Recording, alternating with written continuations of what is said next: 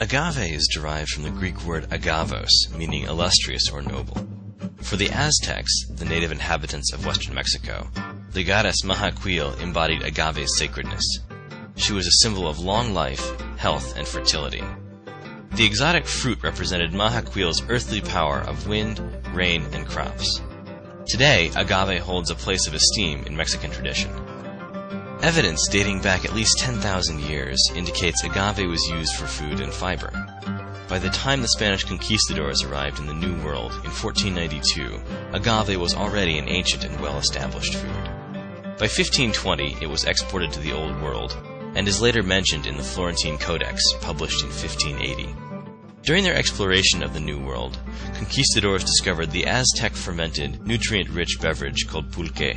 At the time, pulque was primarily used for religious ceremonies, medicinal purposes, and as an intoxicating drink for nobility. The saying, "Solo le falta un grado para ser carne," means "is one grade shy of being meat," which speaks to pulque's significant nutritional value. As the conquistadors ran low on brandy, they searched for a source of fermentable sugar. Wild agave was abundant in the volcanic soils of the Sierra Madre region surrounding Guadalajara. The type that produced the most pleasurable taste was Blue Tequiliana Weber agave, known as blue agave, or agave azul. Another name for blue agave is maguey, which is not a native Mexican term, but rather a word borrowed from the Antilles. In 1600, the first tequila distillery was established by Don Pedro Sanchez de Tegale, Marquis of Altamira. In 1636, the government authorized the distillation of tequila and mezcal, levying a tax on both. However, in 1785, the Spanish banned all distilled spirits. 7 years later, the ban was lifted.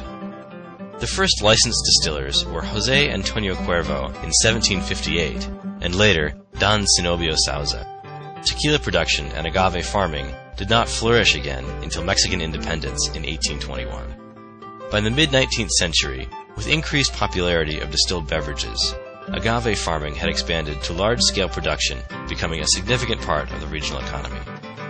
In the 1990s, a joint public and private venture seeking additional uses for agave developed and regulated an alternative sweetener. The result was agave syrup. Close to 10% of all agave production is used for organic agave syrup, most coming from blue agave. There are over 130 known varieties of agave, 13 of which grow in the hot, dry Mexican deserts. The succulent broadleaf plant grows about 8 feet tall and wide for at least 6 years before a one-time harvest. Blue agave is a staple crop in the state of Jalisco, accounting for approximately 50% of the agricultural economy. Originally, blue agave was selectively bred for its flavor, short maturation cycle, baking qualities, and ease of processing.